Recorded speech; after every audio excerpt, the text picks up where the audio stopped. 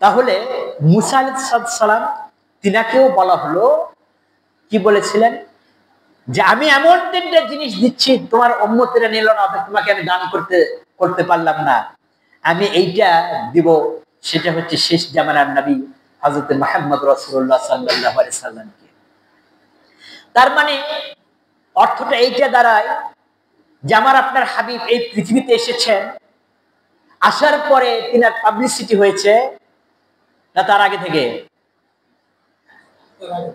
ঈসা রুহুল্লাহ এসেছেন,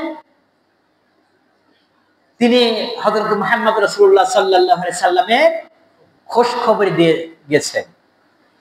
কিন্তু কেন এত খোঁজ খবর দিলেন আমরা সেইটাকে কোনোদিনও আমলে আনি না।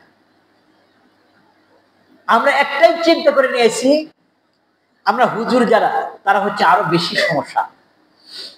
রাসূল সাল্লাল্লাহু আলাইহি সাল্লাম বললেন যে মুসলমানদের দুইটি ঈদ, একটা হলো ঈদুল ফিতর আর একটা হচ্ছে ঈদুল আজহা। আর আমরা হুজুরদের মধ্যে এমন একটা গ্রুপ তৈরি করলাম, সকল ঈদের শ্রেষ্ঠ ঈদ ঈদে মিলাদুন নবী। রাসূল সাল্লাল্লাহু আলাইহি সাল্লাম তিনার এই ৬৩ বছর এই পৃথিবীতে অবস্থান করা অবস্থায় একটা দিনও কি তিনার জন্মদিন পালন করেছেন উৎসব হিসাবে, যে আমি এই পৃথিবীতে এসেছি এই দিনটা খুবই মূল্যায়ন করতে হবে?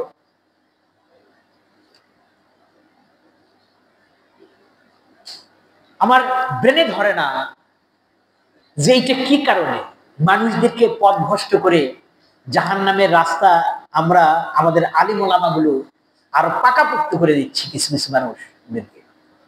একজন সাধারণ মানুষ সে কতটুকু বুঝবে? হ্যাঁ, আমরা এটা নিয়ামত হিসেবে মেনে নিই। রাসূল যেদিন এসেছেন এটা নিয়ামত আমাদের, না আসলে এই পৃথিবীতে আগমন না করলে আমরা এই কোরআন কারীম নামক জীবন বিধান পাইতাম না, সিরাতুল মুস্তাকিম সেটা পাইতাম না। আমরা এইটার জন্য আল্লাহর দরবারে শুকরিয়া করব। হ্যাঁ আল্লাহ, তুমি আমাদের অরিজিনালি যে সৃষ্টিকর্তা তার প্রমাণ স্বরূপ একটা গাইড বুক কনস্টিটিউশন সেটা দিয়েছেন, কিন্তু আমরা সেইটাকে নিয়ে জাহান্নামের রাস্তার উপরে দাঁড়ায় আছি। রাসূল সাল্লাল্লাহু আলাইহি সাল্লাম কেন আসলেন? উনি ওনার জন্মদিন পালন করলেন না, কিন্তু বাকি ৬৩টা বছরের মধ্যে ৪০টা বছর যেভাবে অতিবাহিত করেছেন তার একটা গুনাহের কাজের কোনো প্রমাণ দিতে পারবো না আমি, আপনি কেউ হই না।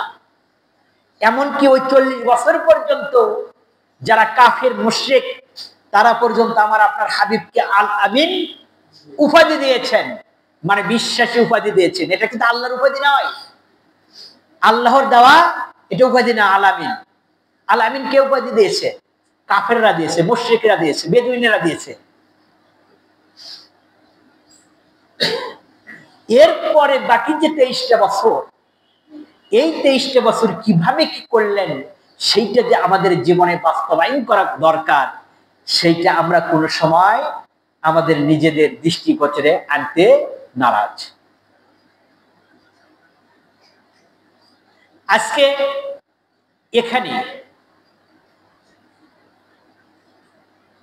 যদি বাংলাদেশের সরকার যে প্রধান আছেন ডক্টর ইউনূস সাহেব, তিনি যদি এখানে আসেন 2 মাস আগে অ্যালাউন্স যদি করে দেন, তাহলে এখানকার অবস্থাটা কেমন হবে আমরা যদি জানতে পারি।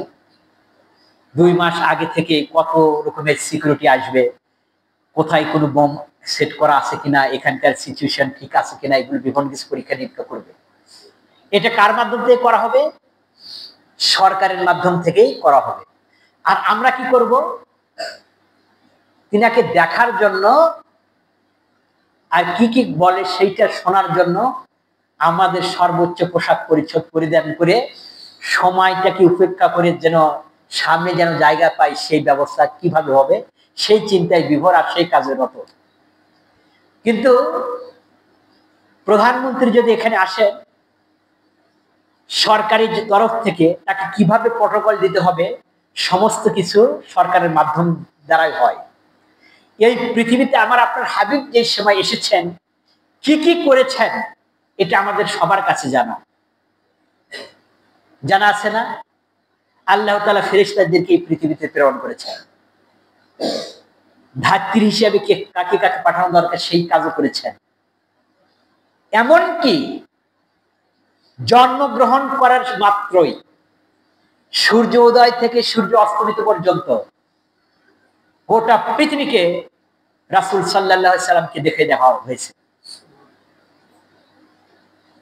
গোটা পৃথিবী পরিভ্রমণ করে তারপরে এই পৃথিবীতে হযরত নাম বলে গেলাম আমিনা, বিবি আমিনার ঘরে রেখে দেওয়া হয়েছে। তাহলে একটু চিন্তা করে দেখুন যে আমার আপনার সেই হাবিবের পথ দেখানো পথ কিভাবে অনুসরণ করতে হবে।